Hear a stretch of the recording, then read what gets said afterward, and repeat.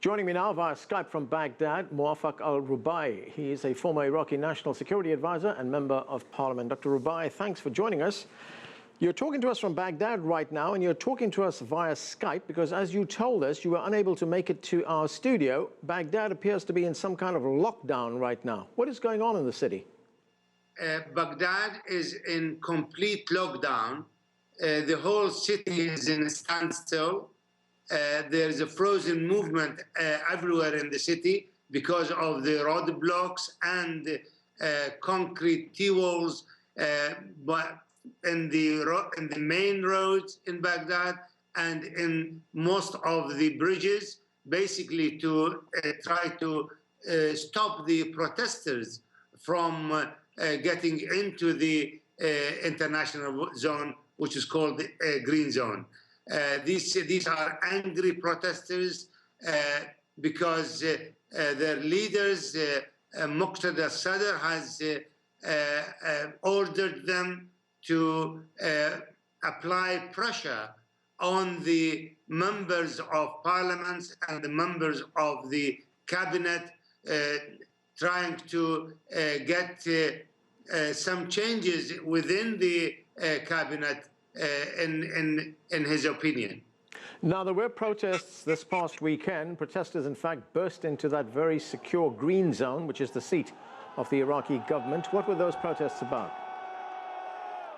The protesters were trying, or they have managed to storm into the parliament building. They were also managed to get into the Secretariat General of the office of the cabinet office, and they have managed to destroy few furnitures and building inside the parliament. They were angry protesters instigated by their leaders, by Mr. Muqtada Sadr, who wanted to apply pressure on the parliament and on the government to get some of his so-called reforms applied. Well, let's look at some of the reasons behind these protests. The Economist magazine tells us that there are staggering levels of corruption and incompetence, that the country lacks basic services, that officials have looted ministries that they are in charge of. Is Iraq close to a complete meltdown right now?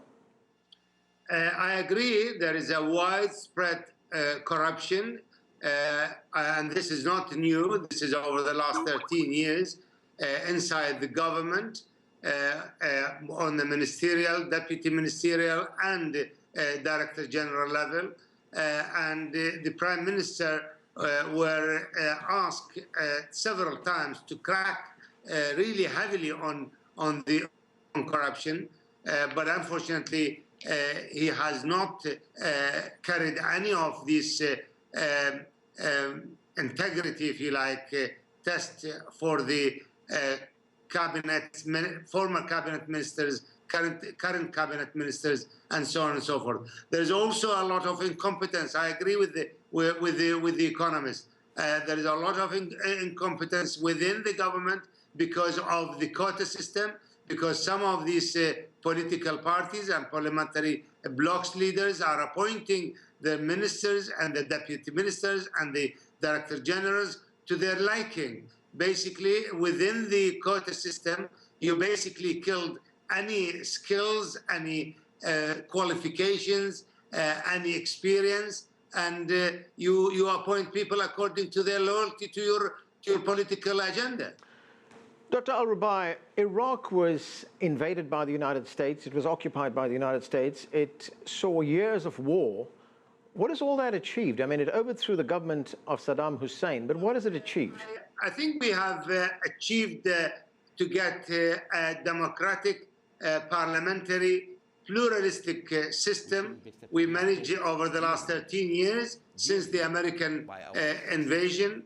In 2003, we have managed to change 3 governments and 3 presidents and 4 prime ministers and so forth, and so on and so forth. And we managed to get a general election, constitution, compared to pre-2003 Saddam time era, whereby there was one person who is absolute dictatorship, rules everything, and with iron fist policy. Well, Dr. al-Rubaie, that is the optimistic scenario that you are unfolding there, but it's not just, you know, the breakdown in public order that we're talking about here. Large parts of Iraq still continue to be occupied by Islamic State. Oil prices have dropped. The country depends a lot on oil for its income. What is going to be the result? What is the impact of all this? I believe we have managed to regain the initiative against ISIS. We got now back. We wrestled back more than 50% of the territories ISIS occupied in June 2014. We also managed to get through the most difficult year, which is the year 2015, financially, because of the oil price reduction.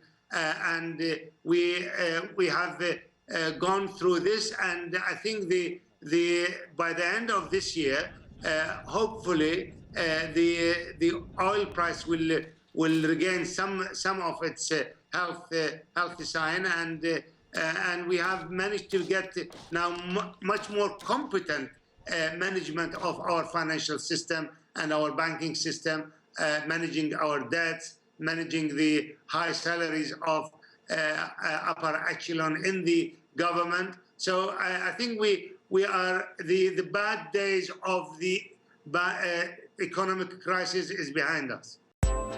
If you like what you just saw, follow us on social media and visit our website, cctv-america.com.